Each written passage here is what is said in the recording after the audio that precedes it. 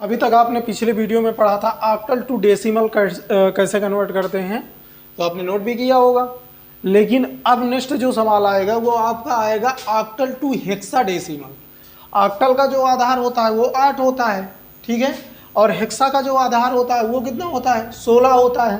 तो आगे जो नेक्स्ट सवाल आएंगे वो ऑक्टल टू हेक्सा, ठीक है। आप ध्यान से नोट करिएगा, ध्यान से समझिएगा, जो समझ में ना आए उसे आप कमेंट में करके बताइएगा। यहाँ के बच्चे यहाँ डायरेक्ट ही पूछ सकते हैं।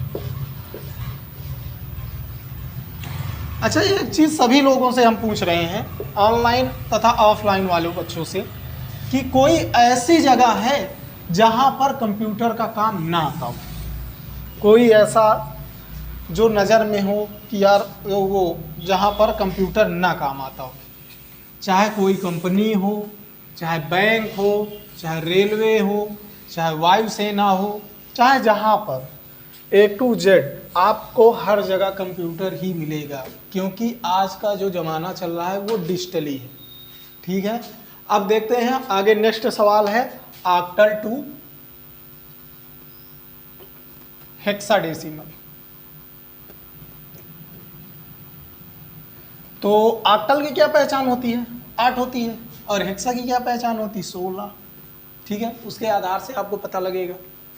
तो मान लो कोई सवाल है, भाई ऑक्टल में आपको पहले भी बताया था, आज फिर भी बता रहा हूँ कि यहाँ पर कितनी संख्या पूछी जा सकती हैं, 0 से लेकर 7 तक, ठीक है। हेक्सा में क्या क्या क्या पूछा जा सकता है, 0 से लेकर 9 तक और A से लेकर F तक अल्फ़ाबेट वर्ड रहेंगे, ठीक है। अब देखते हैं, मान लो कोई सवाल है, सवाल क्या दे दिया, जैसे 55.7 वो 47, ठीक है, ध्यान से समझो ये, ठीक है। अब ये बोल रहा है भैया ऑक्टल है, कन्वर्ट किस में करना है, हेक्सा में। मैं डायरेक्ट शायद दशमलव वाला बता रहा हूँ, चलो पहले सिंपल से हल करते हैं बड़ी संख्या में। तो आपको क्या करना है, इसकी पहले बाइनरी निकालनी है। बाइनरी कैसे निकालनी है, हेक्सा की जो कन्वर्ट होगा वो 4 डिजिट में। अब इसकी पहले बाइनरी निकालो। अब बाइनरी की अगर जिसकी साइडी लिखी है उसको तो आसानी से आ जाएगी, या उसे फार्मूला पता होना चाहिए। अब जैसे आपको यहाँ बताया था, 3 का जोड़ा इसका बना, 3 का इसका, 3 का इसका।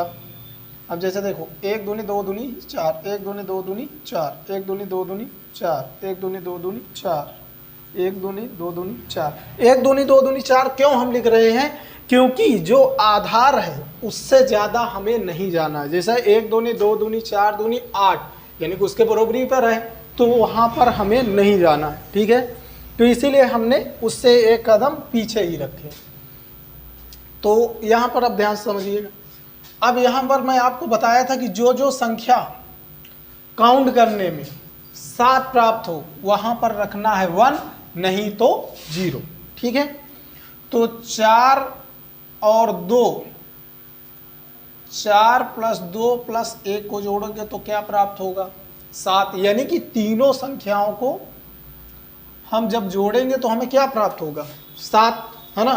तो यहाँ पर आप लोगों को पिछले वीडियो में कई बार बता भी चुका हूँ कि जो संख्या जोड़ने पर हमें 7 प्राप्त हो, यानी कि ये संख्या प्राप्त हो, वहाँ पर 1 रखना है, नहीं तो 0 रखना है, ठीक है। तो यहाँ पर तीनों में 1 आ गया।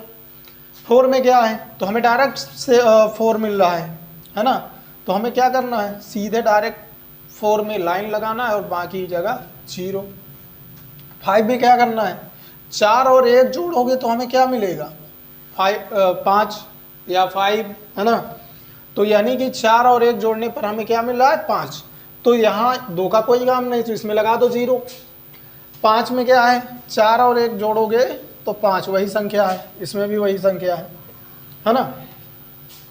अब इसमें क्या होता है कि अब इसका भाई बाइनरी तो हमने निकाल लिया, अब इसका जब 4 का जोड़ा बनाएंगे, क्योंकि हेक्सा कह रहा है भैया मुझे 4 का जोड़ा चाहिए, मुझे 3 का जोड़ा नहीं चाहिए, लेकिन हाँ 3 का जोड़ा तो हमें बनाना पड़ेगा ना, क्योंकि उसकी बाइनरी निकालनी है। अब हेक्सा का जब आंसर चाहिए तो यहाँ पर हमें 4 का जोड़ा बनाना है, ठीक है। तो यहाँ से देखो, ये 4 का एक जोड़ा बन गया, एक ये 4 का जोड़ा बन गया, और एक ये 4 का बन गया। अब इसमें देखो साइड वाले में अंक कम पड़ रहे हैं तो इसमें क्या लगाएंगे 0। ये अब बन गए चारों, हाँ चारों का जोड़ा बन गया। अब इसमें क्या रखना है 1 दूनी 2 दूनी 4 दूनी 8, ठीक है। 1 दूनी 2 दूनी 4 दूनी 8, 1 दूनी 2 दूनी 4 दूनी 8 और 1 दूनी 2 दूनी 4 दूनी 8। ये संख्याएं हो गई। अब होने बाद क्या होगा कि अब भाई जो संख्या के सामने 1 मिल रहा है उससे जोड़ना है, बाकी संख्याएं छोड़ देना है, ठीक है। जैसे यहाँ 4 और 1 जोड़ोगे तो क्या प्राप्त हो रहा है 5, ठीक है। और यहाँ पर क्या मिल रहा है भैया 8 के सामने 1 है तो 8 2 10 1 11, 11 क्या बताया था ए का 10 का ए हो गया, 11 का बी यानी कि 5b। और इसमें क्या प्राप्त हो रहा है 4 2 6 और ये वाले में 4 2 6 1 7 यानी कि हमारा आंसर का बन गया ये 5b 6 7, 5b 6 7 ये हमारा आ गया हेक्साडेसिमल, ठीक है। सिंपल सवाल है, बहुत ज़्यादा टफ नहीं है, बस ध्यान रखना, ठीक है। अब इसी में आपका दशमलव में आ जाए, जैसे इसे नोट कर लो, करना है तो नोट कर लो। इसी के बाद आपका इसी में दशमलव बता दे रहा हूँ, ठीक है। अब इसको नोट हो गया। अब इसके बाद चलो इसी में दशमलव बता रहे हैं, सभी लोग नोट कर लेना, ऑफलाइन तथा ऑनलाइन वाले। जो चीज़ ना समझ में आए उसको बताइएगा, आपको और बेहतरीन हम पढ़ाएंगे। अब इसी में मान लो हमने दशमलव लगा दिया, ठीक है। सवाल तो वही है लेकिन अब दशमलव में लगा दिया तो एक तो बन गया लेफ्ट हैंड साइड, एक बन गया राइट हैंड साइड। अब इसमें क्या करते हैं 5 5 5, ठीक है। और इसमें क्या मिल रहा है दशमलव के बाद 4 7। अब इसकी हम बाइनरी निकालेंगे तो बाइनरी में क्या बताया था 4 1 5, ये हो गई आपकी बाइनरी। और इसमें क्या मिलेगा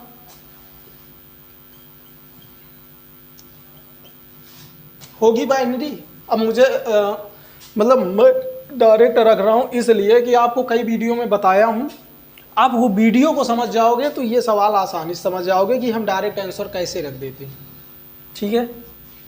अब यहाँ से जोड़ा बनना चालू हुआ, ये बना और ये बना और यहाँ पर 3 0 बढ़ा लो, ठीक है। एक जोड़ा ये और इसमें कैसे एक जोड़ा ये बना, इसमें 2 0 बढ़ा लो, हो गया। अब देखो संख्या रखने का तरीका पता होनी चाहिए।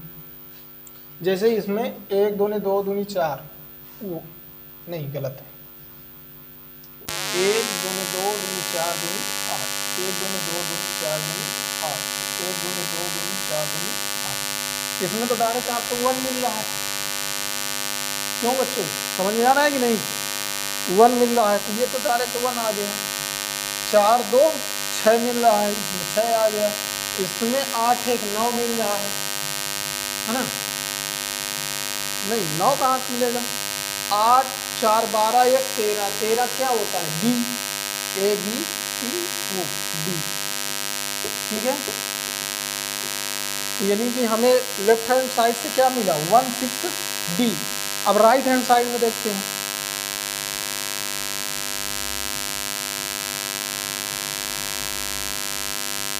ठीक है।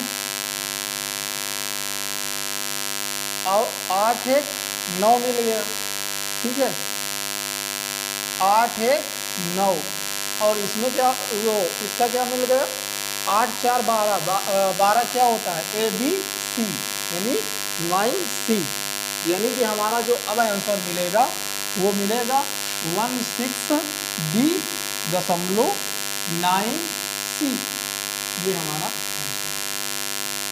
ठीक है। ध्यान से समझिएगा, जो सवाल ना आए उसे बताइएगा।